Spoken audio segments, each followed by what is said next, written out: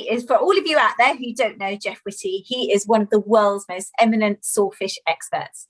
Jeff is a fish biologist who specializes in behavioral ecology of diadromous and threatened fishes. Did I get that word right, Jeff? Yep, you did. That's quite a word to say. He has a special interest in sharks and rays. Jeff has been involved in sawfish research since 2007 and is the founder and president of the SAWFISH Conservation Society. Thank you so much, Jeff, for joining us. I know it's a very busy day for you. What time is it over in the US for you at the moment? It's 1:30 in the afternoon. Oh, so you've had lunch. We've had our dinner here, so we're all good to go.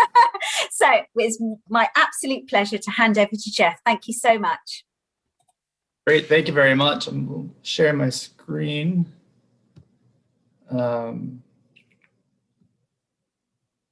So I just want to say first, thank you very much for the Wessex Museums for having us here today.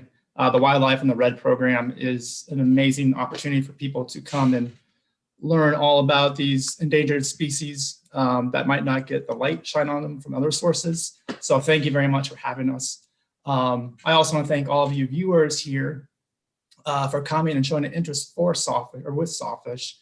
Sawfish are not really well known, and so they need all the attention they can get. So thank you for being a part of that. So as mentioned, I am part of the SAWFISH Conservation Society. We are a nonprofit group whose mission is to connect the world to advance global sawfish education, research, and conservation. You can view our website at sawfishconservationsociety.org and learn all about us and about sawfish. This is our older website, and we are currently building a new one, so stay tuned for that. You can also join us on Facebook. Our Facebook group goes over current issues with sawfish and just kind of goes over what's going on today with sawfish. You can also follow us on Twitter and Instagram. So my talk today is going to be going over just the kind of the general background information of sawfish. What is a sawfish?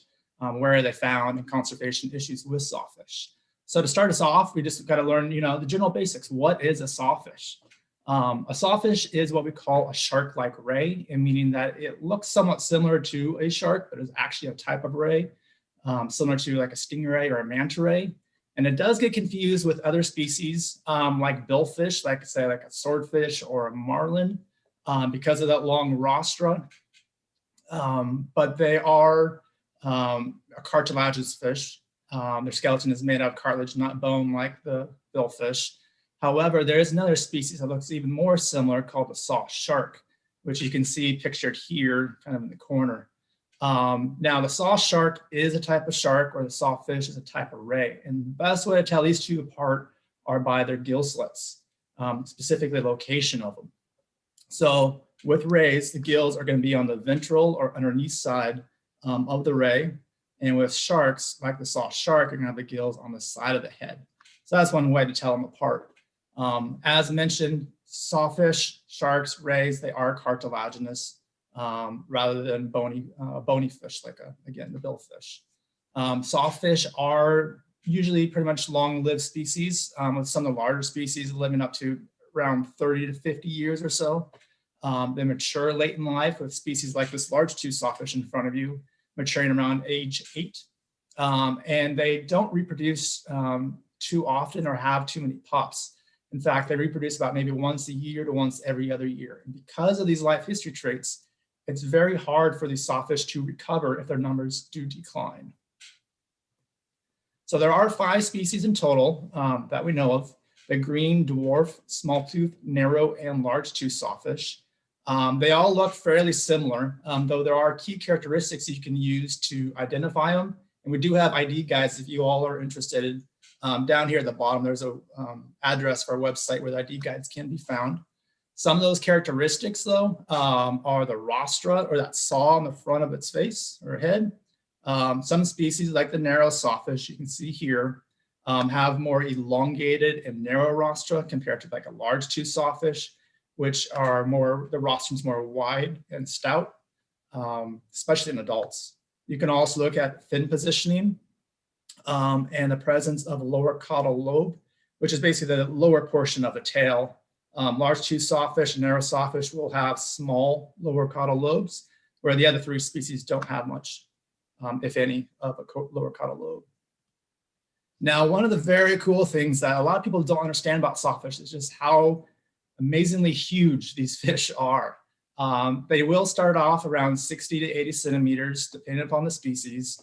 And then the smaller species can get up to, like a dwarf or narrow sawfish, get up to about maybe 3-4 meters, somewhere in there. But the large tooth sawfish gets up to a whopping 7 meters or 23 feet in length. And in case you're wondering, that is larger than a great white shark, or sorry, longer than a great white shark, making it one of the longest fish in the world and about 4 scuba divers in length. So the other thing that's really cool and very unique about the sawfish are their rostra. The rostra, or the saw, is that thing that's coming off the front of their head. And it's lined with, say, about 14 to, I think it was like 36 or 38 rostral teeth on either side. Now, if you look at this image here on the right side of your screen, you'll see the rostral teeth. These are not actually true teeth.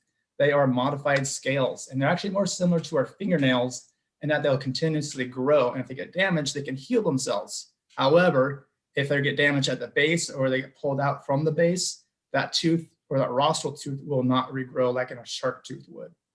There are 2 reasons for this rostra. The first being for sensing and hunting prey. If you look closely at your screen, you can see all these black dots or holes. Most of these are the ampullae of Lorenzini. And sharks have these, and rays have these, and sawfish have a lot of these concentrated on the rostrum. And they're used to detect weak electric signals from fish that swim by close to the rostra. And so when these animals are in, murky, dark waters, which a lot of the juveniles are, they can sense a fish swim by the rostrum without even seeing it.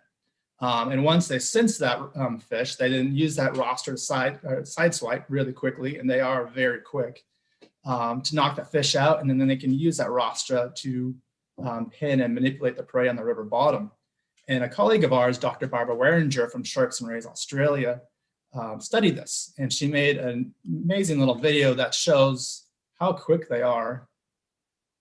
It's amazing how fast. And how they can also use that rostra to kind of manipulate the prey around.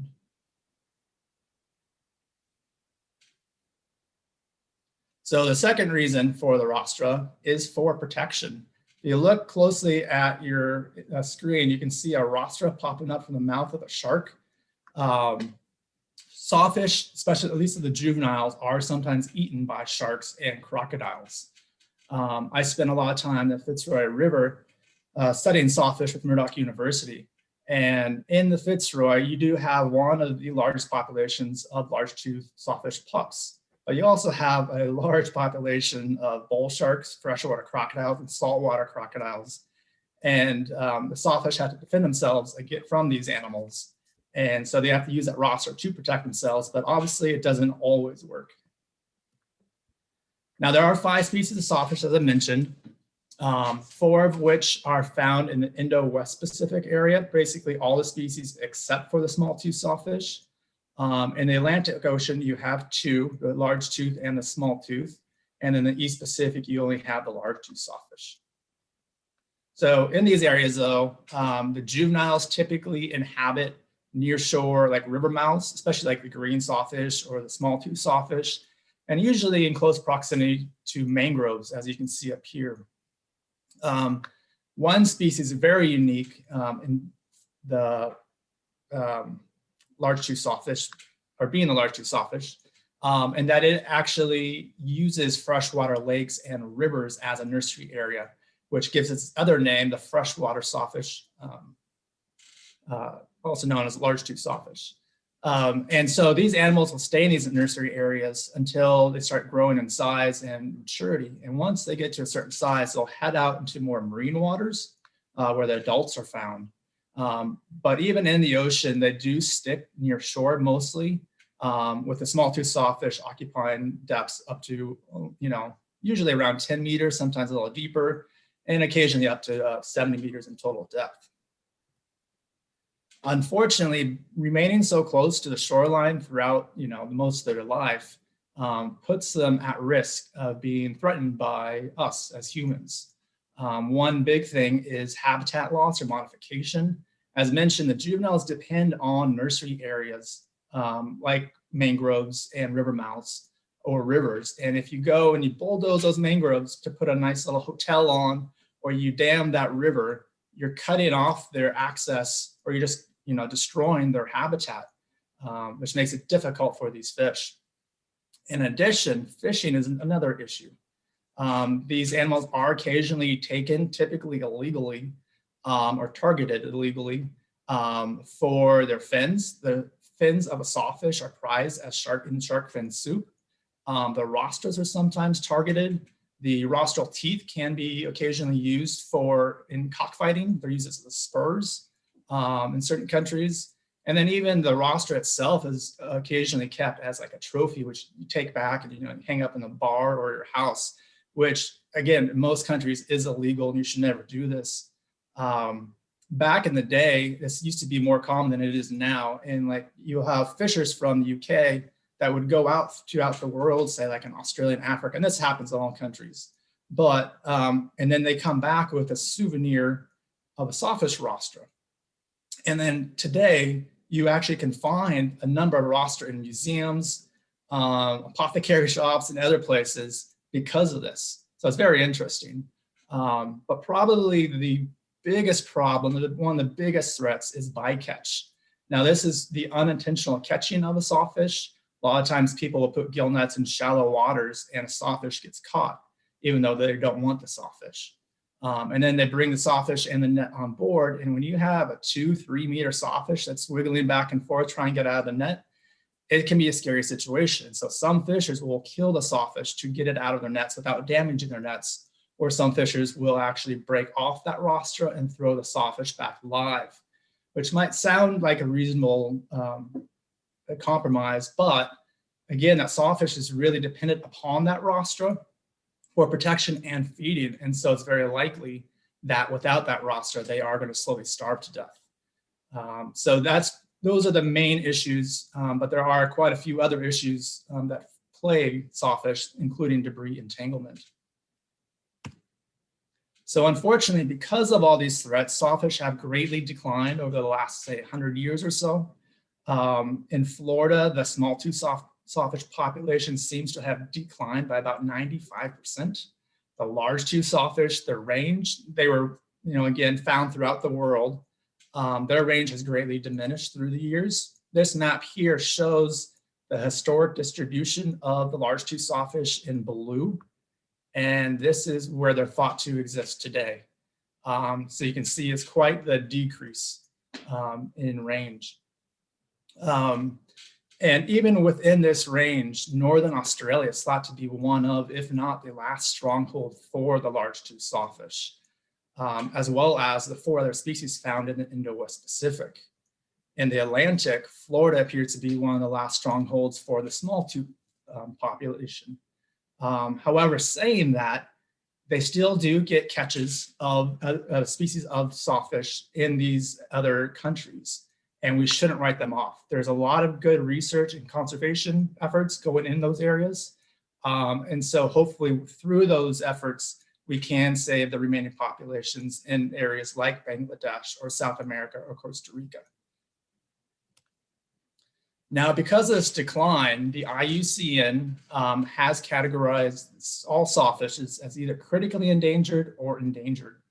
And what this is, for those of you who are not as familiar with the IUCN Red List, the IUCN is basically a group that, through collecting data and analyzing that data, categorize plants and animals into different categories, according to their extinction risk, with least lower extinction risk down here with the least concern, and up here with critically endangered and extinct. And so these sawfish, large-tooth, small-tooth, and green sawfish, are in the last category before extinction. So we need to stop this as soon as possible so that we might have them in our future. Luckily, though, we do have legislation now that does protect sawfish to some extent. International sawfish trade is now illegal because they are listed in CITES on Appendix 1. Also, it is now illegal to harm sawfish in many countries, It's also now illegal to sell or possess a sawfish rostra in a lot of countries as well. So hopefully through this legislation, sawfish now do have a hope. So as depressing as all this might be, there is hope for these sawfish. And evidence of this comes from Florida. In Florida, they've been doing a lot of work, a lot of research, a lot of education on sawfish for the last 20, 30 years. They added them to their Endangered Species Act, I think it was in 2003. And so by focusing on improving and increasing research and public education, as well as management of sawfish and introducing legislation to protect the sawfish, and probably most importantly, getting the public involved, their decrease of 95% has now, their population now appears to be sustained, or at a, sustained, they're no longer decreasing. And researchers even have suggested that the population might be increasing slightly. So it's going to take basically all four of these categories, to conserve a sawfish population, and it appears to be doable. So we need to take this plan and apply it to other parts in the world. Unfortunately, not every region is the same. And so each region has different issues. However, the one main component of these four that's necessary wherever you go is public involvement. The public are the ones out there encountering the sawfish and catching the sawfish on a day-to-day basis. They're the ones that are going to abide or not abide by the legislation. And they're the ones that researchers often depend upon to report encounter database. So it's very important that the public is involved in sawfish conservation. So as members of the public, what can you do? There's actually quite a few things, even in the UK. One thing is protect sawfish habitat. As I mentioned, mangroves are a big area for juvenile sawfish. So what can you do? Well, you can either donate or your money or your time to programs that rehabilitate mangrove forests. You can pick up trash. You know, if you find trash next to a river, all rivers lead to the oceans, oceans circulate, and sawfish love to get entangled in pretty much anything in the ocean. So pick up your trash, please. If you do go venture out to sawfish territory and you catch a sawfish, we ask that you release that sawfish safely and quickly. And you do this by keeping the sawfish in the water if possible and cutting your line as close to the hook as possible while staying safe yourself. You want to stay out of that little strike zone. And if you do catch a sawfish, report it. There are different agencies. You can report it to like a fishing agency near you or sawfish research groups, depending on what country you're in. And you can go to our website to figure out how to do this. And then for the UK though, it's more appropriate, more reasonable, I guess, that you're gonna find sawfish rostra. Like I said, all those sailors came from far and brought them to the UK. And researchers are wanting data from those rostra, including measurements, as well as tissue samples, which can be very useful to understanding sawfish. And so we've teamed up, SCS has teamed up with the Shark Trust, as well as other researchers who are asking people to contact them to report any saws you see, say like in a shop or you own, or donated to you from your grandparents or something. So go to the Shark Trust website and you can report your findings there. One really big thing you can do is to teach yourself and others. In the UK, you guys have a lot of sawfish resources, which is pretty odd, seeing how you guys are not sawfish territory. However, the Deep Aquarium in Hull, they have sawfish, which you can go and learn about. The Pool Museum and another museums throughout the UK, they all have, a lot of them have sawfish rostra collections. The Wildlife in the Red website, they have a lot of information on sawfish. And then you can come to our website at the SCS to learn even more about sawfish. And once you have this vast knowledge of sawfish, go out and tell others. Very few people know about these sawfish, and the more people that we can inform, the better off, the better chance these sawfish will have. And lastly, get involved. Get involved with government, protect water, protect endangered species, volunteer for a sawfish research project, volunteer time for whatever way you can. And one way actually that you can get involved and educate people very easily is by participating in International Sawfish Day. Now, International Sawfish Day is a worldwide event that happens every October 17th.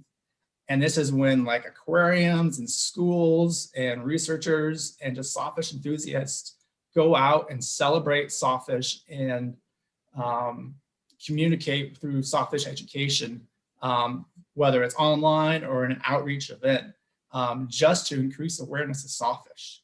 And we encourage you to actually go ahead and either celebrate by baking a cake, sharing knowledge with your friends and family, or hosting your own outreach event.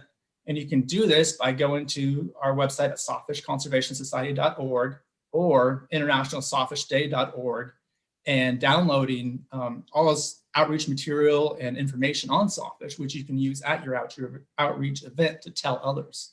So please, again, that's next October 17th. Go ahead and join us. It'll be a great time, as it usually is. So that concludes my part of the talk. I just want to say thank you to all of you, especially to the SES members and volunteers that have helped donate their time, resources, and everything else to help advance the SES mission. Thank you so much, Jeff. I mean, what an incredible talk. And for those of you in the audience that don't know, I'm an earth scientist, so I deal with rocks, fossils, and landforms. So this has been quite a remarkable education for me, learning about quite an extraordinary creature. Just amazing. Thank you so much. And I think the other thing you've done, Jeff, is you've really informed us all about the IUCN Red List. The IUCN is the International Union for the Conservation of Nature, and just the state of endangered species in our world today, and how the sawfish is part of that tapestry of the damage that humans and climate change are causing on a species like that. Thank you so much. What we're going to do, for those of you that are busy posting questions in the Q&A, we're going to come back to your questions at the end of both of the talks, so that Jeff and Nicole can actually address them as a panel. So just keep putting your questions in the Q&A box, and we'll revisit them at the end. So now we're going to come on to the part 2 of this evening's presentation. And Nicole, if you want to take your camera off and come off mute, that'd be marvelous. Thank you so much. Part 2 of this talk is going to, sorry, Jeff, yeah, you've stopped sharing your talk. Part 2 of this presentation is going to highlight how old sawfish saws are held in museum collections around the world, and how those specimens are being used in research and conservation. Welcome, Nicole. Thank you so much for being here. Lovely background. Everybody's got really good backgrounds. Look at that. You look like you're in an aquarium tank. Just a little introduction to Nicole today, our second speaker. So Nicole Phillips is an assistant professor at the University of Southern Mississippi, and she serves as the vice president of the SAWFISH Conservation Society. It's a bit like I'm trying to do that, you know, that seashells on the seashore type thing. Nicole's research uses molecular tools to address questions that are relevant to the conservation of threatened marine and freshwater species. And remarkably, you've been studying sawfishes since 2005. You know, and that's one of the things I'd love to hear about, perhaps in a panel discussion, is how you both became interested in sawfish. I think there's always a really interesting story there. So over to Nicole. Thank you so much. And we're really excited to hear what you've got to say. Thank you very much. You can see my screen, it's okay? Okay. All right. I'm going to reiterate a little bit of what Jeff said, just to set the scene for the research that I'm going to talk about. So the possession of this toothed saw, which is really what makes a sawfish so unique, is also what it makes it very susceptible to capture in nets. And of course, the most threatening activity to sawfish has been accidental capture in the nets of commercial and recreational fisheries, as Jeff talked about. And so as a result of mortalities in fisheries, sawfishes, all 5 species, have undergone these extensive declines in both range and abundance. Now, severe declines in abundance, like what we've seen in the sawfish, can lead to declines in genetic diversity. So here I have a population of sawfish. I have these little colored gummy sawfish. And basically, for this talk, colors are going to represent genetic diversity. So more colors means more genetic diversity, basically. Now, if this population of sawfish experiences a very sudden and severe decline, and only a subset of individuals survive the decline, that means that only a subset of the genetic diversity is also surviving. Now, when and if this population ever rebounds, this post-decline population has lower levels of genetic diversity. Here, this is represented by very few colors in comparison to the population before the decline. So this is what we are looking at in my lab. Now, why do we care about genetic diversity? First of all, when a genetically diverse population is exposed to a new disease, that population has a greater likelihood of having just the right genetic variation for resistance. If a population has little to no diversity, then they risk being wiped out by the disease. Now, Tasmanian devils have sort of been a poster child for this. They've experienced very large declines due to disease. And so researchers have been studying this animal, and specifically geneticists have been looking at this animal. And there's a little bit of good news there in that they appear to be adapting to this disease and potentially rebounding. But we want organisms to have good levels of genetic diversity so they're able to resist disease. We also want populations to be genetically diverse so that they can evolve in response to changing environment conditions, such as temperature. So here we can see over time the temperature of the ocean is increasing. Now, just like disease, populations or species with low genetic diversity might not have the right variants to cope with these changes. And to conserve sawfish in the longer term timescales, we need to make sure that we conserve their ability to adapt and their ability to evolve. So one of the questions that we ask ourselves is, given the huge declines that we've seen in sawfish, how healthy are remaining populations? Now, historically, these saws were often removed from sawfish when they were caught, and they were kept as fishing trophies, and they were often hung on walls of people's homes as decorations. And many of these old fishing trophies are still around today. And we are using the DNA from these old saws to get a picture of what these populations once looked like. This DNA is allowing us to generate baseline data on the genetic composition and the health of sawfish populations before they experienced a very sharp decline. And then we're using that data to look at how genetic diversity has changed over time. Now, sawfish offer a really unique opportunity in this regard. For most threatened species, doing something like this would not be possible. And this is because old tissues for threatened species are not usually readily available. And to look at something like genetic diversity, we need a lot of samples from each location, not just one or two. We need more like 20 or 30 for each location. And so a lot of times there's just not enough samples available for threatened species to do this kind of research.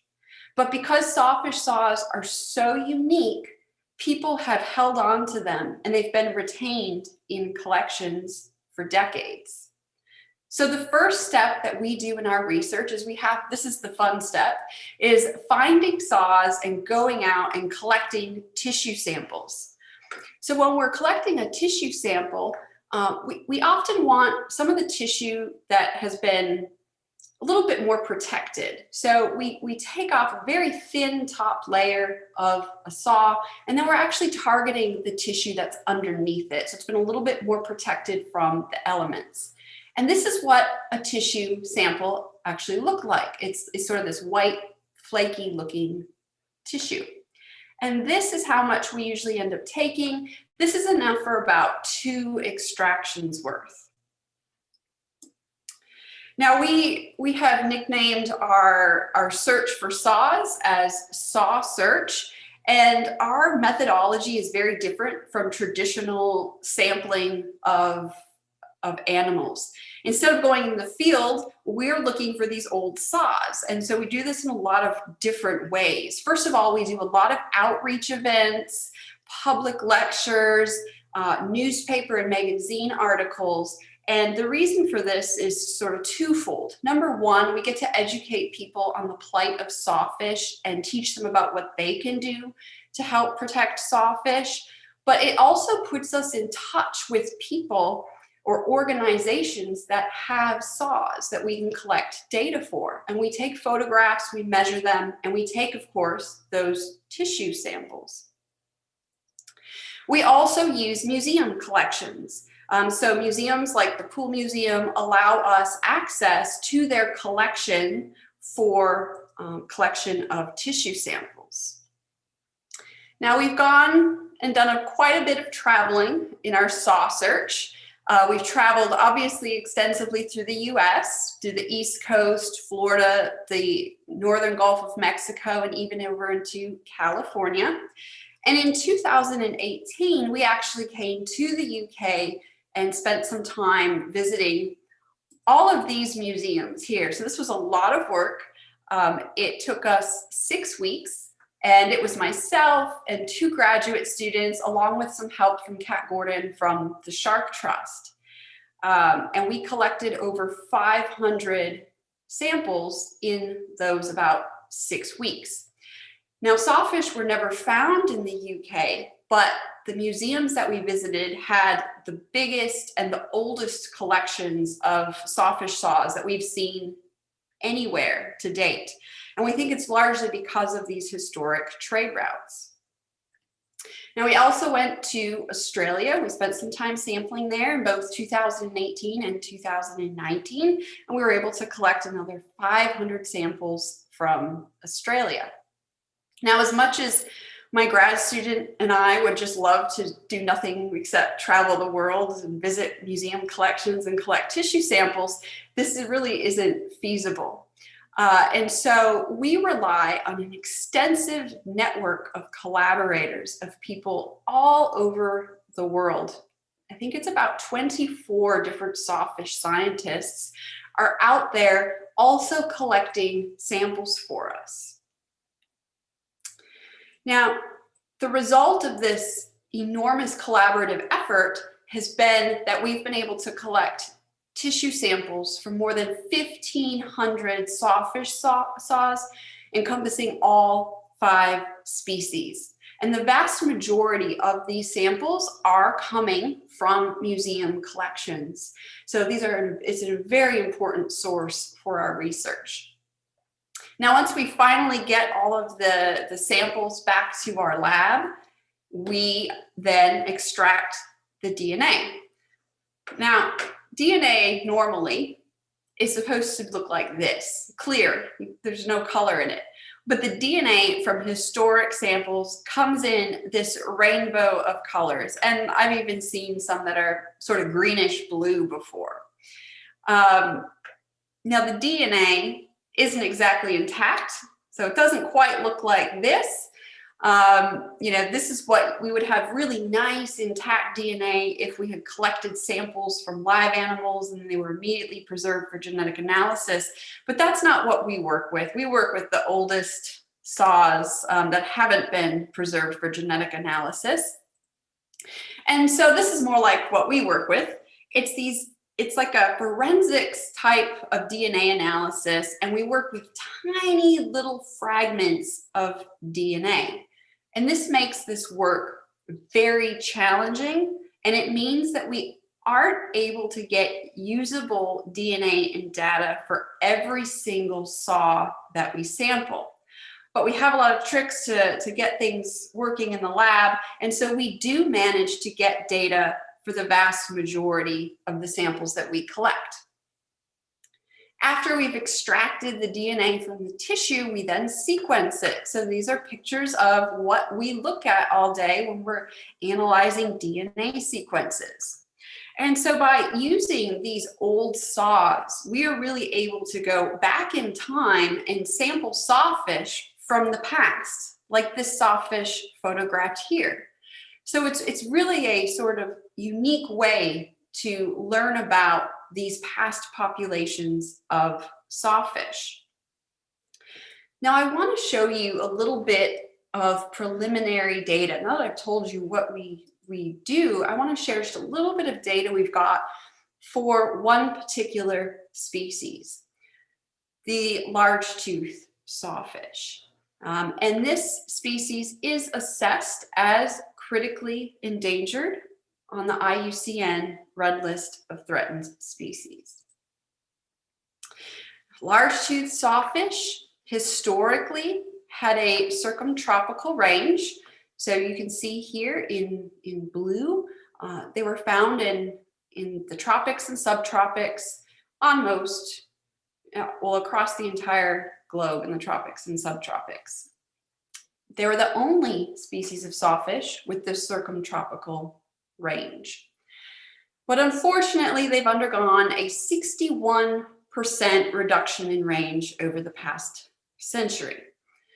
And the last viable population is thought to be confined to northern Australia. Now you can see there's these highlighted areas outside of Australia. Some of these areas might be represented by a handful of reports of largetooth sawfish in the last 20 years. Some even maybe just 1 or 2 reports of this species in the last 20 or so years. They're locally extinct through much of their historic range, as you can see when you look at this reduction. And in general, we don't have a good understanding of their status in a lot of these areas highlighted in blue outside of Australia. But it is unfortunately likely that in some of these areas, like in Western Africa or Madagascar, it's possible that they might be locally extinct. So our extensive SawSearch has so far given us samples from each of these 4 regions across their entire geographic range. And this is preliminary data. So we're still working samples up, and our sample sizes are going to be much larger, because remember I said earlier, we need a lot of samples, not just 1 or 2. So the regions that we've got samples from are, we have 10 samples in the Eastern Pacific. We've got 21 in the Western Atlantic, 42 in the Eastern Atlantic, and then 22 in this Indo-West Pacific region, which is this entire area. Now I'm going to show you some genetic results, but hopefully it's not too overwhelming. Our preliminary data suggests that there has been a loss of 50% of historic genetic diversity as a result of those range declines that I showed you that have effectively restricted viable populations to northern Australia.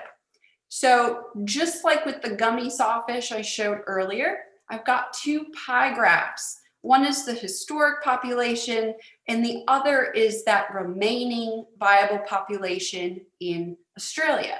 And the different colors simply represent different genetic types. And so where you're seeing a lot of color, that's a lot of genetic diversity, and fewer colors means less genetic diversity.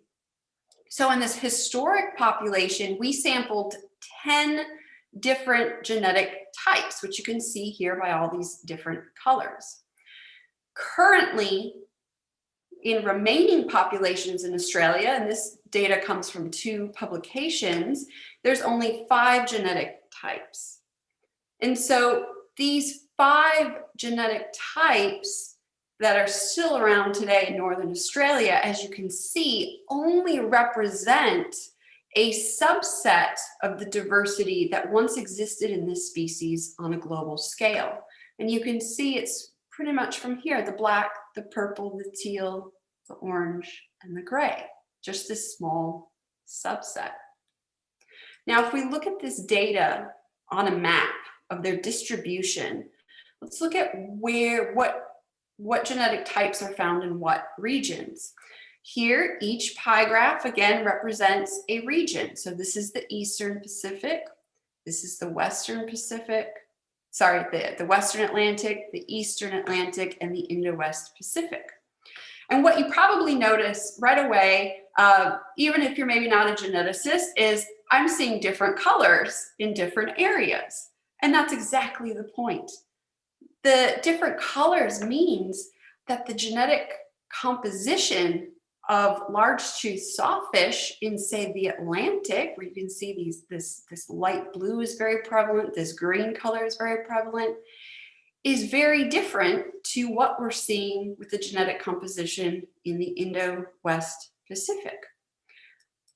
And overall, we have 2 very different genetic lineages of the large-toothed sawfish. We have this group in the Eastern Pacific and the Atlantic, and then we have this group in the Indo-West Pacific. Now remember that the remaining viable population is in Australia. And this data I'm showing you is historic data. So let's zoom in for a moment on Australia and dig down a little deeper.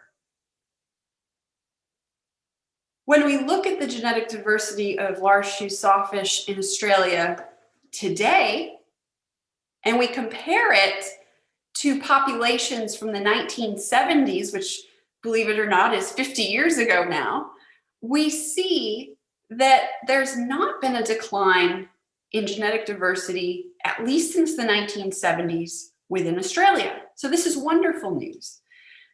We know this because we've got very similar genetic types or similar colors in each of these pie graphs. Now, whether or not this pattern is going to hold up as we sequence tissue samples from older saws, so we've got saws from Australia from the 1800s and early 1900s, we'll have to see if this pattern remains to hold up, but it's very promising news. Now let's go back to this map that I showed you. And remember, again, we've got this remaining viable population in Northern Australia. They're also protected in Northern Australia. And as I showed you, the preliminary data suggests that there's been no sharp decline in genetic diversity in Australia for the past 50 years. So we have efforts in place to conserve this genetically distinct lineage of large-toothed sawfish over here in the Indo-West Pacific. But what about over here in the Eastern Pacific and the Atlantic? Let's look at this contemporary distribution again. There's no known viable populations of large-toothed sawfish in either the Eastern Pacific or Atlantic. Now, there could be some promising locations in Central America. Costa Rica has some very recent reports. Brazil might harbor a population, but we really don't know very much about the status of the species in this area, except for the fact that we get these occasional reports. And we need to have conservation initiatives that not only focus in Australia for this species, but we also need to have and prioritize conservation initiatives in this Atlantic Eastern Pacific area, because we really need to also conserve this genetically distinct lineage of organisms. If we lose this group completely, that's a substantial loss for the species. So I said this is preliminary data, so what's next? Well, unfortunately, COVID, like so many other research projects, it kind of threw our progress a little bit. We have got tissue samples sitting in Australia. We've got tissue samples from Papua New Guinea, from Bangladesh, from Brazil. They're all sitting overseas waiting for us to import them. And these samples are irreplaceable. So I'm very nervous about importing anything until flights sort of resume as normal and our mailing is a little improved from what it currently is. So I'm holding off on having those imported, but hopefully later this year we can get those in. And then we're going to continue to generate genetic information. Now I've shown you some data for largetooth sawfish, but we're also working on green sawfish with something similar and the small tooth sawfish. And if you want to keep up to date, we do post blogs on our project page, which you can see here. And so you can check in to see how our SawSearch is going. So thank you very much. The project that I talked about today is certainly not something that I could ever do alone. My graduate student, Anne-Marie Fearing, is working on this. We have a lot of volunteers in my lab that help for SawSearch. They spend a lot of time online looking for saws for us, and all of our collaborators who also collect for us. And of course, our financial support through the University of Southern Mississippi, Mississippi INBRE, and our main funders, Save Our Seas and Shark Conservation Fund. And I, of course, would be remiss not to thank the huge number of museums and institutions that allow us to come in and take genetic samples from their saws. I'm pretty sure this is everyone. If I missed someone, I'm sorry, but we could not do this research without museums. They are absolutely critical to this work that we do and in the conservation of these species. And with that, I think we're going to go to questions. Thank you so much, Nicole. That was amazing. I'm personally fascinated by your 6-week road trip across the US. I want to hear more about that, perhaps over a virtual beer. If you wouldn't mind stopping sharing your screen, we're just going to crack straight on with some brilliant questions that have come in, actually. I mean, I've got some thoughts of my own, but let's have a look at some of the questions that have come in. Some of them are, Jeff, if you wouldn't mind putting on your camera and taking yourself off mute, that would be amazing. Some of them are about behavior. Some of them are about kind of impacts of climate change and man. Let's start off with that, actually, because I think that ties into, Nicole, what you're doing with museums. Question from Rachel Coleman is, apart from man and environmental changes, this is a little bit more about behavior here. So apart from the threats that the environment, climate change and man poses, what other predators do we see attacking these sawfish and kind of, well, you know, in nature, or what evidence do we have of that within the museum collections that you've seen as well? That might be a question better for Jeff. I know crocodiles, of course, are predators and other species of shark. On the actual saws, I haven't seen too much evidence of injury, except an occasional like barb of a stingray coming out of a saw. But that wouldn't, you know, I guess they got too close and that stingray let them know that. But that's not really threatening them in any way. I think that the biggest threats, of course, are human anthropogenic sources. Jeff, do you want to? Yeah, so natural threats, I guess, are, yeah, sharks and crocodiles mostly. I know bull sharks, we found quite a few soft bull shark or U-shaped bite marks out of juvenile sawfish. When sawfish get to a certain size, nothing's going to take them really, especially with that long rostra.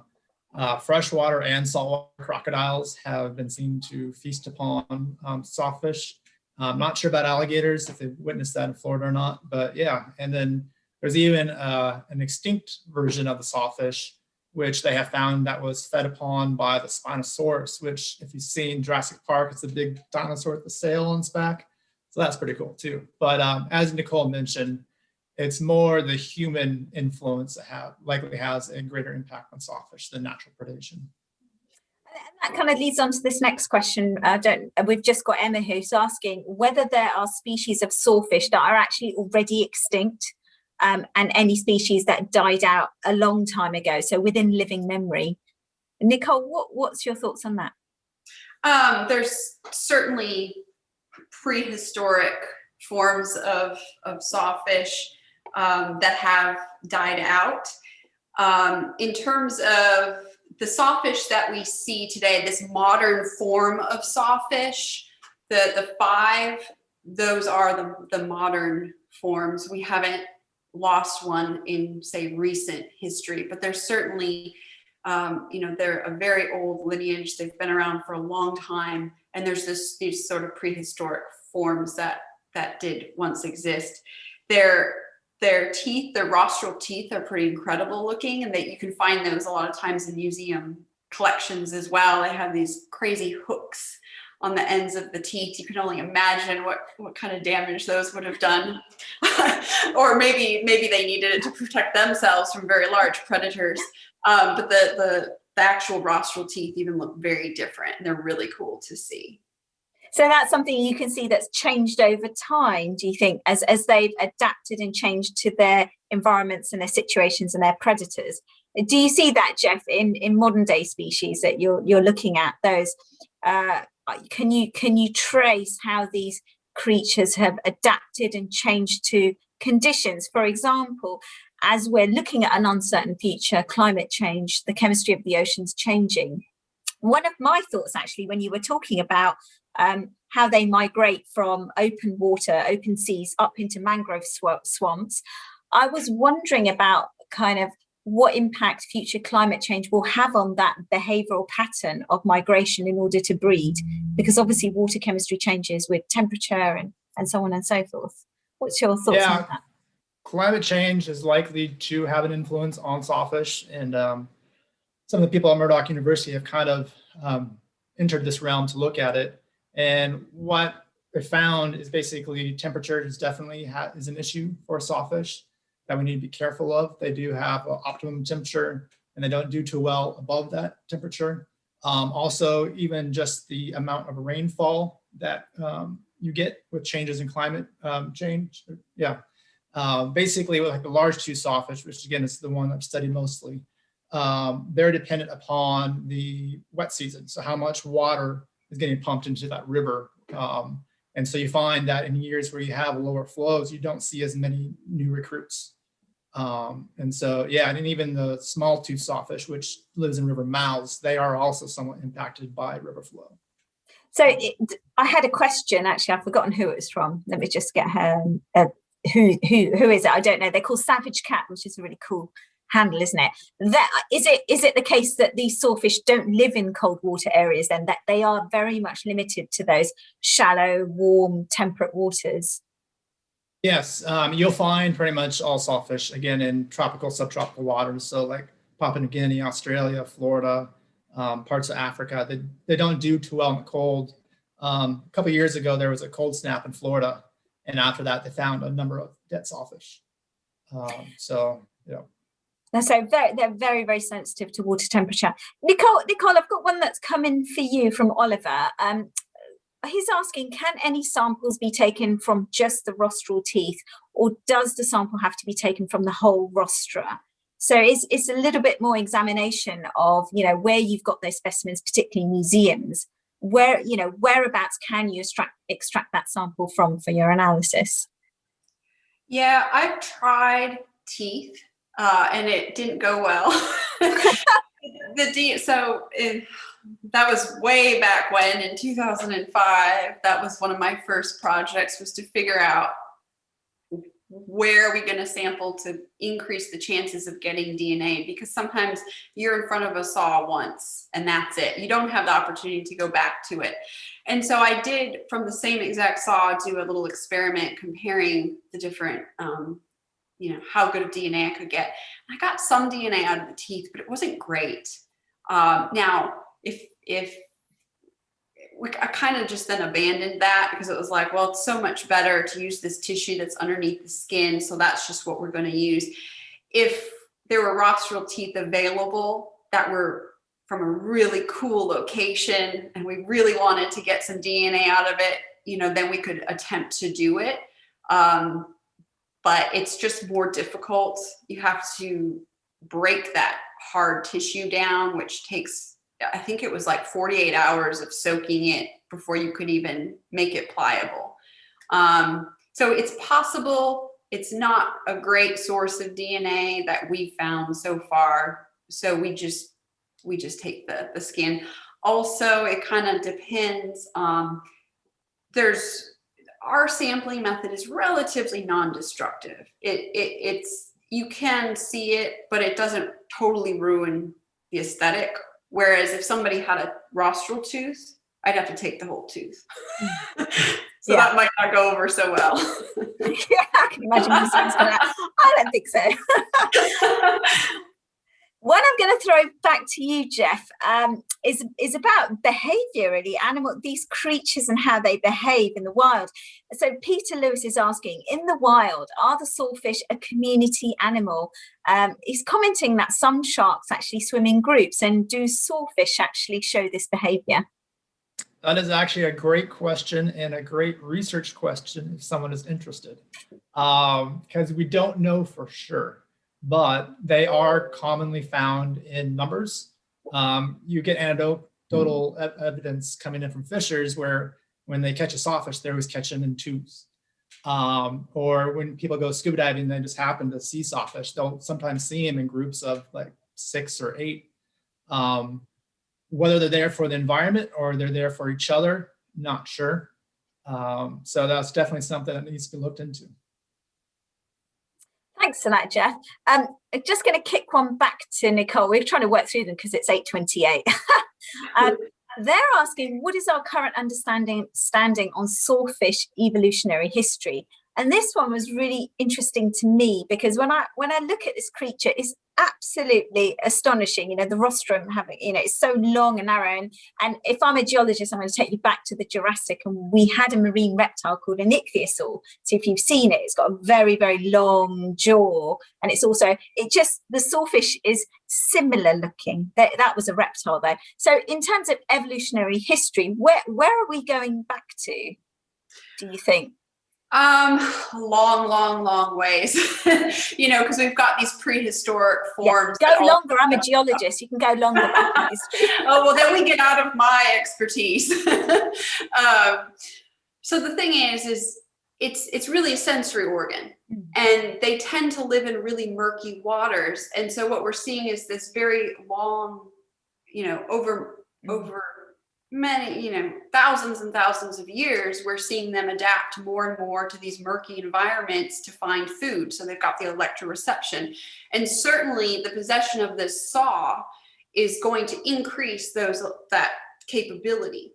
And they're not the only organism in the sharks and rays that we see. So wedgefish, guitarfish, they don't have quite as pronounced of a long saw, but you can kind of think of it as it's kind of the in-between, because you've got rays that have just like a rounded snout, and then these wedgefish and guitarfish have an elongated snout. We don't see any of the teeth, but again, and then it's just kind of even more drastic in the sawfish. But remembering that this is actually evolved twice. It's evolved once in the sharks and once in the ray. So obviously there's very strong selective pressures in the environment, particularly environments where visual cues are not aiding them in finding prey. Really focusing the evolution of this structure on their face. Yeah, it's a great answer. I mean, you know, that's precisely what we see in the fossil record, how creatures, animals are adapting to situations in their surrounding environment. I just want to finish off, we're on 8:31. I just want to finish off with this really good question that if we've got younger viewers out there, they're probably desperate to know, A, how you got interested in this. How did you get into a career studying sawfish? Because I'm fascinated.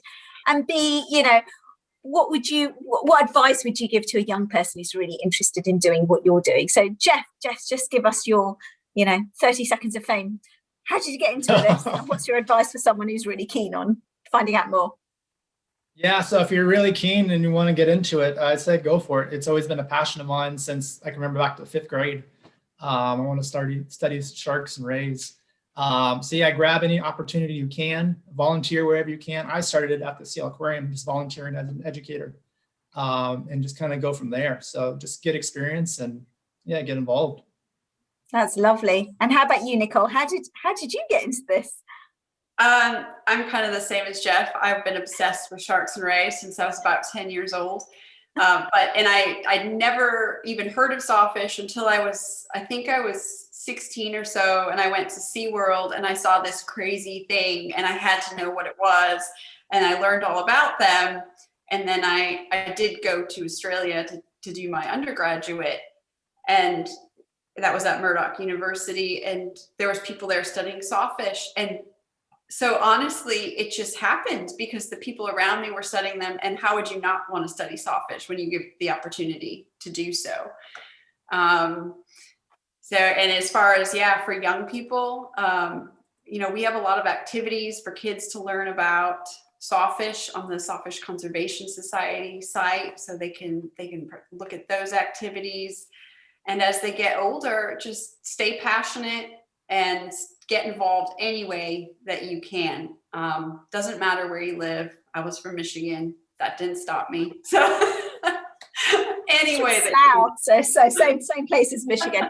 That's a beautiful answer. Thank you so much for joining us. And actually, that's a lovely segue into our talk, which is on the 15th of February, which is Arjun Dutta. He is a young conservationist, an environment champion, and he's going to be giving us a talk all about how young people can get involved in conservation and nature. So a perfect, you've inspired me. I feel like totally energized by just hearing your stories. I just wish I lived somewhere warmer like you did, and then I could just enjoy those turquoise waters with these beautiful creatures swimming around. Thank you so much for joining us, Nicole and Jeff, taking time out of your day to educate all of us about the wonders of sawfish.